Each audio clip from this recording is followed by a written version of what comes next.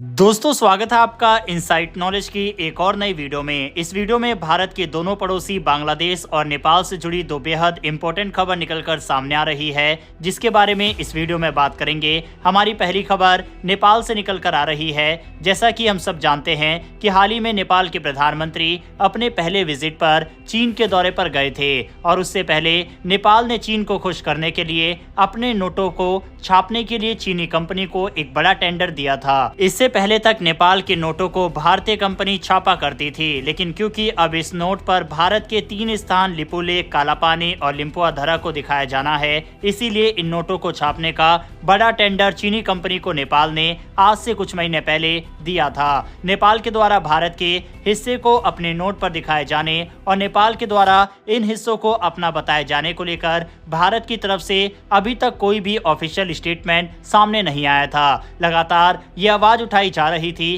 कि भारतीय विदेश मंत्री या फिर भारत के बड़े अधिकारियों को इस मामले पर बोलना चाहिए। यहाँ तक कि नेपाल की सीमा से लगे क्षेत्र में नेपाल के खिलाफ कड़े कदम उठाने शुरू कर दिए थे, लेकिन भारत सरकार की तरफ से इस पूरे मामले पर लंबे समय तक चुप्पी साधी गई थी। नेपाल से सटी सीमा पर व्यापारियों ने यह साफ कर दिया था कि नेपाल की तरफ से जो नए नोट छापे जा रहे हैं, जिसमें भारत के हिस्से को दिखाया जा रहा है, उस नोट को एक्सेप्ट नहीं किया जाएगा और उससे कोई भी व्यापार नहीं होगा। लेकिन अब लंबे समय के बाद अब इस मामले पर भारत के विदेश मंत्री डॉक्टर एस जयशंकर का बयान सामने आया। दरअसल नेपाल की तरफ से शुरू किए गए इस विवाद की वजह से ये मामला अब सदन में चला गया। सदन में भारतीय विदेश मंत्री डॉक्टर एस जयशंकर से पूछा गया कि जिस तरह से नेपाल भारत के हिस्से को अपने नोट में छाप रहा है, उस पर भारत का क्या स्टांस है, और इसी पर भारतीय विदेश मंत्री का बयान सामने आया। दरअसल भारतीय विदेश मंत्री से ये सवाल ओवैसी ने पूछा। इसके अलावा उन्होंने बांग्लादेश में हिंदू और माइनॉरिटी के ऊपर हो रहे अत्याचार और उसके खिलाफ भारत सरकार के द्वारा क्या कदम उठाए जा रहे हैं, ये मुद्दा भी उठाया। इस पर भारतीय विदेश मंत्री के द्वारा कहा गया कि कोई कुछ भी दावा कर ले, इससे कोई फर्क नहीं पड़ता, ये हिस्सा भारत का है और भारत में ही है। भारतीय विदेश मंत्री का ये बयान आप अपनी स्क्रीन पर देख सकते हैं। Regarding the point made by the honorable member on the Nepal currency, our position regarding our borders is very clear. So I think if there is any expectation in any of our neighbors that by doing something it would get India to change its position, I think they should be very clear that is not the case.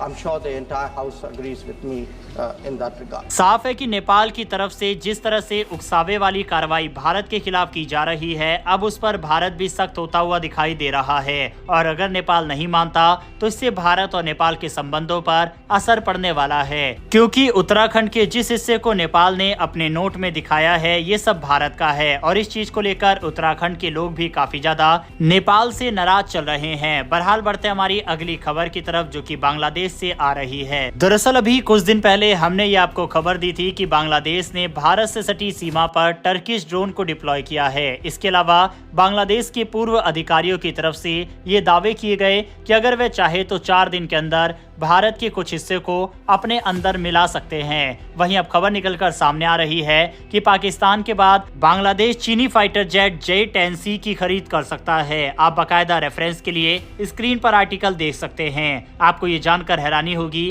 कि जब से शेख हसीना की सरकार सत्ता से गई है, तब से लगातार बांग्लादेश की अंतरिम सरकार पाकिस्तान से गोला बारूद की खरीद बड़े पैमाने पर कर रही है, जो कि भारत के लिए एक बड़ी समस्या है। समस्या ये नहीं है कि कल को बांग्लादेश भारत से युद्ध लड़ेगा, बल्कि समस्या यह है कि इन गोला बारूद को बांग्लादेश आतंकी संगठनों के हवाले न कर दे, क्योंकि डायरेक्ट युद्ध में ना तो पाकिस्तान भारत से युद्ध लड़ सकता है और बांग्लादेश की तो औकात भी नहीं है। लेकिन भारत के लिए सबसे बड़ा खतरा यही है कि इस समय बांग्लादेश के अंदर कई आतंकी संगठन पनप रहे हैं और अगर उनके हाथ में ये गोला बारूद आते हैं तो भारत को न सिर्फ पाकिस्तान से आने वाले आतंकियों से बड़ा खतरा रहेगा, बल्कि बांग्लादेश के साथ भी यही स्थिति बन जाएगी। यही कारण है कि ये खबर भारत के लिए बिल्कुल भी अच्छी नहीं है। ऐसे में ये खबर सामने आना कि बांग्लादेश चीनी फाइटर जेट को अपनी सेना में शामिल कर सकता है, इससे पता लगता है कि अगर कल को भारत बालाकोट जैसी कोई स्ट्राइक बांग्लादेश के अंदर करने की कोशिश करेगा